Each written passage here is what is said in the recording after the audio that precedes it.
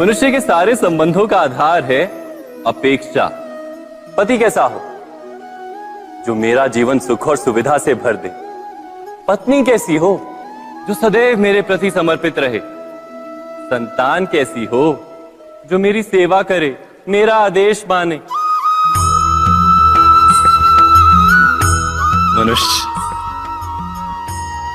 मनुष्य उसी को प्रेम भी कर पाता है जो उसकी अपेक्षा पूर्ण करता है, और अपेक्षा की तो नियति है भंग होना। कैसे? क्योंकि अपेक्षा मनुष्य के मस्तिष्क में जन्म लेती है। कोई अन्य व्यक्ति उसकी अपेक्षाओं के बारे में जान ही नहीं पाता। पूर्ण करने की प्रामाणिक इच्छा हो तब भी कोई मनुष्य किसी की अपेक्षाओं को पूर्ण नहीं कर पाता, और वहां से जन्म लेता है संघर्ष। सारे संबंध संघर्ष में परिवर्तित हो जाते। पर मनुष्य अपेक्षा को संबंध का आधार ना बनाए और स्वीकार करे केवल संबंध का आधार, तो क्या ये जीवन स्वयमेव सुख और शांति से नहीं भर जाएगा? स्वयं विचार कीजिएगा।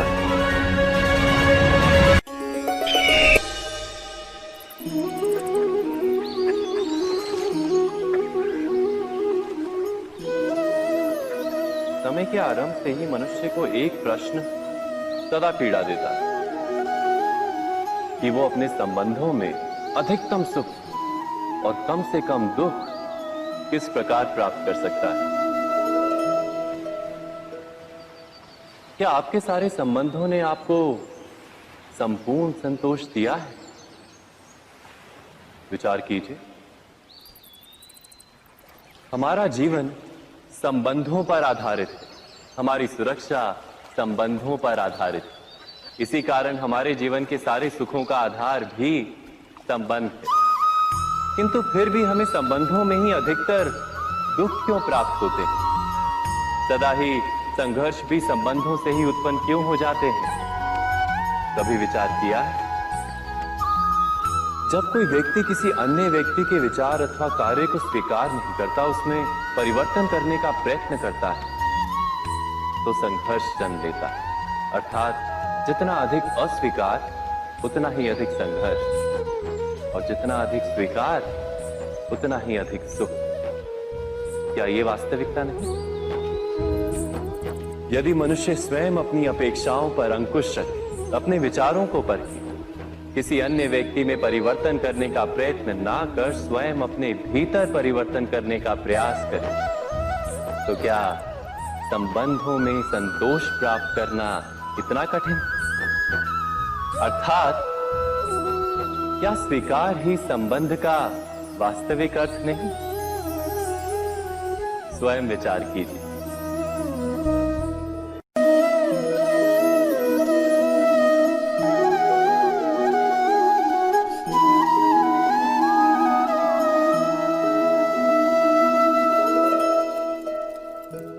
जब किसी व्यक्ति को किसी घटना में अन्याय का अनुभव होता है, तो वो घटना उसके अंतर को झकझोर देती। समस्त जगत उसे अपना शत्रु प्रतीत होता है। अन्याय लगने वाली घटना जितनी बड़ी होती है, मनुष्य का हृदय भी उतना ही अधिक विरोध करता है। उस घटना के उत्तर में वो न्याय मांगता है, और ये योग्य भी है। वास्तव में समाज में किसी भी प्रकार का अन्याय व्यक्ति की आस्था और विश्वास का नाश है। किंतु ये न्याय क्या है? न्याय का अर्थ क्या है? अन्याय करने वाले को अपने कार्य पर पश्चाताप हो, और अन्याय भुगतने वाले के मन में फिर से विश्वास जगे समाज के प्रति। इतना ही अर्थ है ना न्याय का। किंतु जिसके हृदय में धर्म नहीं होता, वो न्याय को छोड़कर बैर और प्रतिशोध को अपनाता है। हिंसा के बदले प्रतिहिंसा की भावना लेकर चलता है। स्वयं भोगी हुई पीड़ा से कहीं अधिक पीड़ा देने का प्रयत्न करता है और इस मार्ग पर चलते अन्याय को भुगतने वाला स्वयं अन्याय करने लगता है। शीघ्र ही वो अपराधी बन जाता है। अर्थात न्याय और प्रतिशोध के बीच बहुत कम अंतर होता है और इसी अंतर का नाम है धर्म। क्या ये सत्य नहीं? स्वयं विचार कीजिए। दो व्यक्ति जब निकट आते हैं तो एक दूसरे के लिए सीमाएं और मर्यादाएं निर्मित करने का प्रयत्न अवश्य करते हैं। हम यदि सारे संबंधों पर विचार करें तो देखेंगे कि इन सारे संबंधों का आधार यही सीमाएं हैं जो हम दूसरों के लिए निर्मित करते हैं। और यदि अनजाने में भी कोई अन्य व्यक्ति इन सीमाओं को तोड़ता है तो उसी क्षण हमारा हृदय क्रोध से भर जाता है। इन सीमाओं का वास्तविक रूप क्या है? क्या हमने कभी विचार किया? सीमाओं के द्वारा हम दूसरे व्यक्ति को निर्णय करने की अनुमति नहीं देते, अपना निर्णय उस व्यक्ति पर थोपते, अर्थात किसी की स्वतंत्रता का अस्वीकार करते हैं। और जब स्वतंत्रता का अस्वीकार किया जाता है तो उसका हृदय दुख से भर जाता है और जब वो सीमाओं को तोड़ता है तो हमारा हृदय क्रोध से भर जाता है। क्या ऐसा नहीं होता?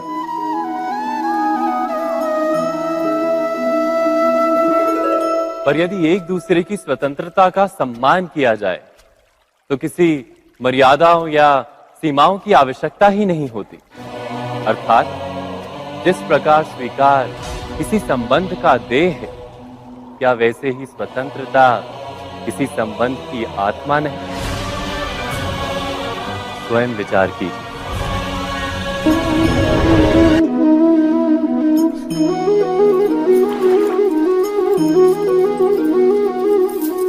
पिता सदा ही अपने संतान के सुख की कामना करते हैं, उनके भविष्य की चिंता करते रहते हैं। इसी कारणवश सदा ही अपने संतानों के भविष्य का मार्ग स्वयं निश्चित करने का प्रयत्न करते रहते हैं। जिस मार्ग पर पिता स्वयं चला है, जिस मार्ग के कंकर पत्थर को स्वयं देखा है, मार्ग की छाया, मार्ग की धूप को स्वयं जाना है, उसी मार्ग पर उसका पुत्र भी चले, यही इच्छा रहती है हर पिता की। निसंदेह उत्तम भावना है ये, किंतु 3 प्रश्नों के ऊपर विचार करना हम भूल ही जाते हैं। कौन से प्रश्न? प्रथम प्रश्न, क्या समय के साथ प्रत्येक मार्ग बदल नहीं जाते? क्या समय सदा ही नई चुनौतियों को लेकर नहीं आता? तो फिर बीते हुए समय के अनुभव नई पीढ़ी को किस प्रकार लाभ दे सकते हैं? दूसरा प्रश्न, क्या प्रत्येक संतान अपने माता पिता की छवि होता है?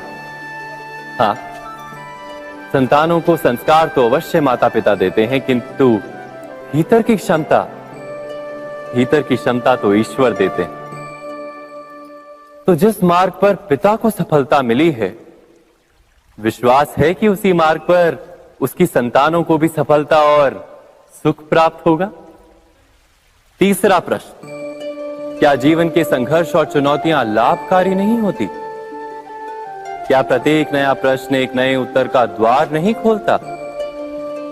तो फिर संतानों को नए नए प्रश्नों, संघर्षों और चुनौतियों से दूर रखना, ये उनके लिए लाभ करना कहलाएगा या हानि पहुंचाना? अर्थात जिस प्रकार संतान के भविष्य का निर्माण करने के बदले उसके चरित्र का निर्माण करना श्रेष्ठ है, वैसे संतानों के जीवन का मार्ग निश्चित करने के बदले उन्हें नए संघर्षों के साथ जूझने के लिए मनोबल व ज्ञान देना अधिक लाभदायक नहीं होगा? स्वयं विचार कीजिए। सबके जीवन में ऐसा प्रसंग अवश्य आता है कि सत्य कहने का निश्चय होता है हृदय में, किंतु मुख से सत्य निकल नहीं पाते। कोई भय मन को घेर लेता है। किसी घटना अथवा प्रसंग के बारे में बात करना या फिर स्वयं से कोई भूल हो जाए उसके बारे में कुछ बोलना, क्या ये सत्य है? नहीं, ये तो केवल तथ्य है। अर्थात जैसा हुआ था वैसा केवल बोल देना सामान्य सी बात है। किंतु कभी कभी उस तथ्य को बोलते हुए भी भय लगता है। कदाचित किसी दूसरे की भावनाओं का विचार आता है मन, दूसरे को दुख होगा, ये भय भी शब्दों को रोकता है। तो ये सत्य क्या है? क्या हमने कभी विचार किया है? जब भय रहते हुए भी कोई तथ्य बोलता है तो वो सत्य कहलाता है। वास्तव में सत्य कुछ और नहीं, केवल निर्भयता का दूसरा नाम है। और निर्भय होने का कोई समय नहीं होता, क्योंकि निर्भयता आत्मा का स्वभाव है। अर्थात क्या प्रत्येक क्षण सत्य बोलने का क्षण नहीं होता?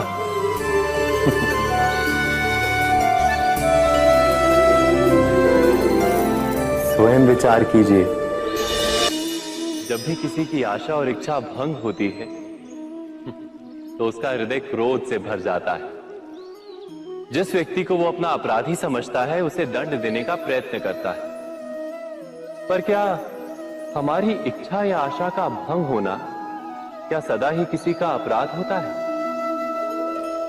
इच्छाओं के अपूर्ण रहने के तो कई कारण हो सकते हैं। कुछ तो संजोग के कारण अधूरी रह जाती हैं और कुछ नियति के कारण। और कभी कभी इच्छाओं का स्वरूप ही ऐसा होता है कि वो पूर्ण नहीं हो पाती। बिना परिस्थिति पर विचार किए किसी को अपराधी मान लेना न्याय नहीं, प्रतिशोध है।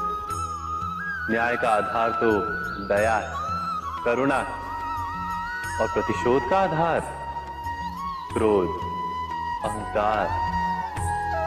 अर्थात हृदय में करुणा धारण किए बिना किसी के अपराध के विषय में विचार करना, किसी को दंड देना, क्या अपने आप में ही अन्याय नहीं?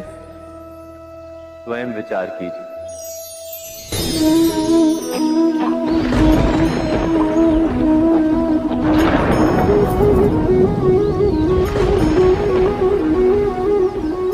सपनों और पूर्वाभासों के आधार पर हम भविष्य के सुख दुख की कल्पना करते हैं। भविष्य के दुख का कारण दूर करने के लिए हम आज योजना बनाते हैं। किंतु कल के संकट को आज निर्मूल करने से हमें लाभ मिलता है या हानि पहुंचती है? ये प्रश्न हम कभी नहीं करते। सत्य तो ये है कि संकट और उसका निवारण साथ जनते, व्यक्ति के लिए भी और सृष्टि के लिए भी। नहीं, आप अपने भूतकाल का स्मरण कीजिए, इतिहास को देखिए। आप तुरंत ही ये जान पाएंगे कि जब जब संकट आता है तब तब उसका निवारण करने वाली शक्ति भी जन्म लेती है। यही तो जगत का चलन है। वस्तुतः संकट ही शक्ति के जन्म का कारण है। प्रत्येक व्यक्ति जब संकट से निकलता है तो एक पद आगे बढ़ा होता है, अधिक चमकता है, आत्मविश्वास से अधिक भरा होता है, न केवल अपने लिए अपितु विश्व के लिए भी। क्या ये सत्य नहीं? वास्तव में संकट का जन्म है एक अवसर का जन्म, अपने आप को बदलने का, अपने विचारों को ऊंचाई पर करने का अवसर, अपनी आत्मा को बलवान और ज्ञान मंडित बनाने का अवसर। जो ये कर पाता है उसे कोई संकट नहीं होता, किंतु जो ये नहीं कर पाता वो तो स्वयं एक संकट है विश्व के लिए। विचार कीजिए।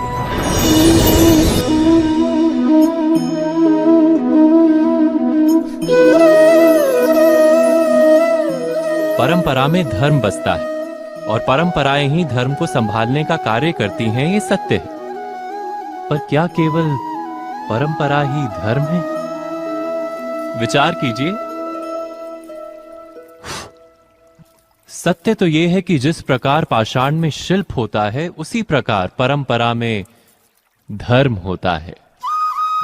इस पत्थर में शिल्प है, ये पत्थर शिल्प नहीं। शिल्प को उजागर करने के लिए उसे तोड़ना पड़ता है, अनावश्यक भागों को दूर करना पड़ता है। ठीक उसी प्रकार परंपराओं में धर्म ढूंढना पड़ता है। जिस प्रकार इंद्र पूजा की परंपरा को तोड़कर गोवर्धन पूजा का धर्म ना ढूंढा जाता, तो यादवों को उनकी मुक्ति का मार्ग नहीं मिल पाता। अर्थात परंपरा को पूर्णता छोड़ देने वाला धर्म से वंचित रह जाता है, और परंपरा का अंध अनुकरण करने वाला भी धर्म को प्राप्त नहीं कर पाता। कहते हैं हंस के पास नीर क्षीर विवेक होता है। दूध में मिले पानी को छोड़कर केवल दूध ही ग्रहण करता है। तो क्या सच्चा धर्म प्राप्त करने के लिए हृदय में ज्ञान से जन्मा विवेक आवश्यक है? और ऐसे विवेक के बिना जिसे धर्म मान भी लिया जाए, जो वास्तव में धर्म ना भी हो, ऐसा भी तो हो सकता है। स्वयं विचार कीजिएगा।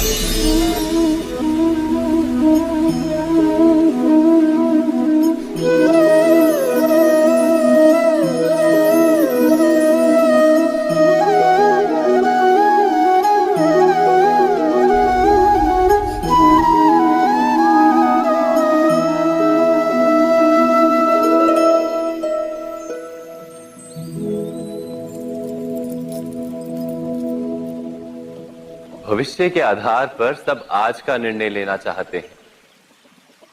भविष्य में सुख मिले, भविष्य सुरक्षित हो, ऐसे निर्णय आज लेने का प्रयत्न रहता है सबका। आप अपने जीवन को देखिए। क्या आपके अधिकतर निर्णय के पीछे भविष्य का विचार नहीं होता? और हो भी क्यों ना। अपने जीवन को सरल और सुखमय बनाने का प्रयत्न करने का अधिकार सबका है। पर भविष्य तो कोई नहीं जानता, केवल कल्पना ही की जा सकती है। तो जीवन के सारे महत्वपूर्ण निर्णय कल्पनाओं के आधार पर ही करते हैं हम। क्या निर्णय करने का कोई तीसरा मार्ग हो सकता है? विचार कीजिए। सारे सुखों का आधार धर्म है, और वो धर्म मनुष्य के हृदय में बसता है। तो प्रत्येक निर्णय से पूर्व स्वयं अपने हृदय से ये प्रश्न अवश्य पूछ लेना कि ये निर्णय स्वार्थ से जन्मा है या धर्म से। क्या इतना पर्याप्त नहीं? भविष्य के बदले धर्म का विचार करने से क्या भविष्य अधिक सुखपूर्ण नहीं होगा? स्वयं विचार कीजिए। व्यक्ति को जब उसके अपराध का दंड मिलता है, तब कभी कभी उस न्याय को देखकर मन कचोटता है।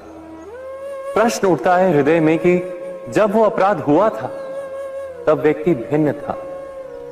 उसके पश्चात उसने इतने पश्चाताप किए, स्वयं में इतना परिवर्तन किया, फिर उसे दंड क्यों मिले? पर जहां आघात होता है, वहां प्रत्याघात भी होता है। जैसा कर्म वैसा फल। यदि किसी को प्रेम दोगे तो सुख प्राप्त होगा, यदि किसी की हत्या करोगे तो मृत्यु दंड मिलेगा। जैसा कार्य वैसा ही न्याय। तो फिर प्रायश्चित और पश्चाताप का कोई मूल्य नहीं है? अवश्य है मूल्य। प्रायश्चित और पश्चाताप मनुष्य की आत्मा को बलवान करता है। आने वाले दंड को स्वीकार करने के लिए मनुष्य को तैयार करता है। अर्थात बिना प्रायश्चित के दंड स्वीकार करने का कोई मूल्य है? स्वयं विचार कीजिए।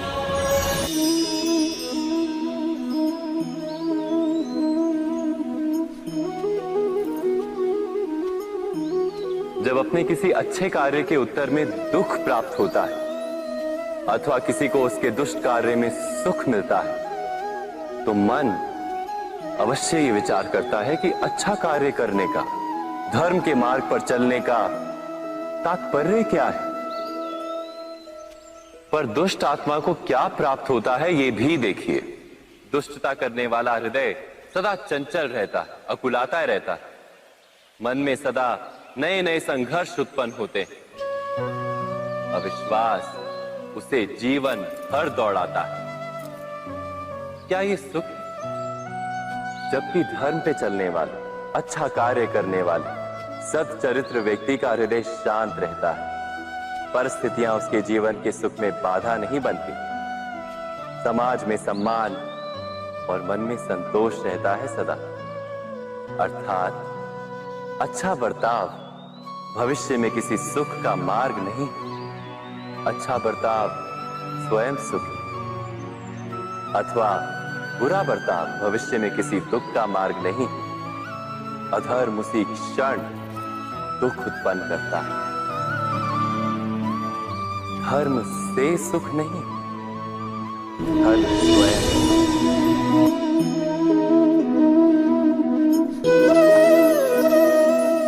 सत्ता की लालसा सबके हृदय को घेरे रहती है। प्रत्येक व्यक्ति अपना एक राष्ट्र निर्मित करने का प्रयत्न अवश्य करता है। फिर वो राष्ट्र कुरु राष्ट्र की भांति बहुत बड़ा हो या फिर अपने परिवार तक सीमित हो, वो सत्ता प्राप्त करने का प्रयास अवश्य करता है। किंतु सत्ता का वास्तविक रूप क्या है? क्या हमने कभी विचार किया है? एक मनुष्य जितने अधिक लोगों के जीवन को प्रभावित कर सके, जितने अधिक लोगों के जीवन की स्वतंत्रता पर अंकुश रख सके, उतनी ही अधिक सत्ता का अनुभव करता है वो। सत्ता का वास्तविक रूप ही है अन्य के जीवन पर स्वयं का प्रभाव। किंतु क्या वास्तविक प्रभाव प्रेम, दया, करुणा और धर्म से निर्मित नहीं होता? जब भी मनुष्य कठोरता और अधर्म से सत्ता प्राप्त करने का प्रयत्न करता है, तब वो दूसरों के हृदय में विरोध अथवा विद्रोह को जन्म देता है। और परिणाम कुछ इस प्रकार। हां, कुछ समय के लिए वो स्वयं को प्रभावी और शक्तिशाली अवश्य पाता है, किंतु वो वास्तविक सत्ता नहीं। यही कारण है कि भृगु और वशिष्ठ जैसे ऋषियों की आज भी पूजा की जाती है, रावण और हिरण्यकशिपु की नहीं। इस पर तो आप विचार अवश्य करें। सत्य कहा ना?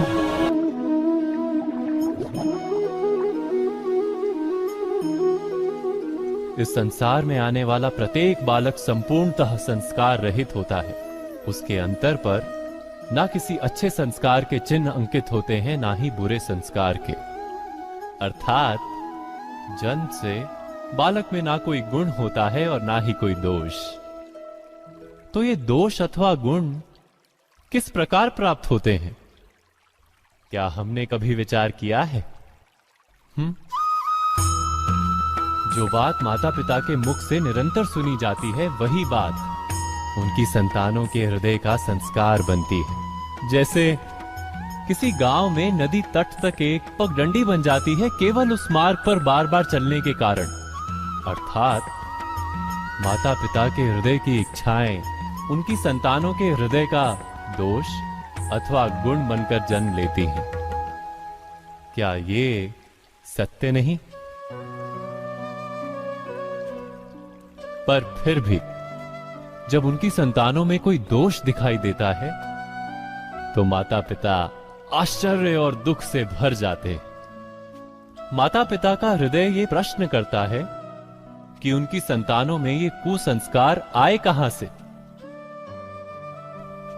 सत्य तो यही है कि माता पिता अपनी संतानों को अनजाने में ही कुसंस्कार के बीज दे देते हैं, जो उनके संतानों की हृदय भूमि पर कुसंस्कार का वृक्ष बनकर उगता है। अर्थात अपनी संतानों को सुसंस्कारी और धर्ममय बनाने की आशा रखने वाले प्रत्येक माता पिता को प्रथम अपने हृदय की इच्छाओं पर अंकुश रखना क्या अनिवार्य नहीं?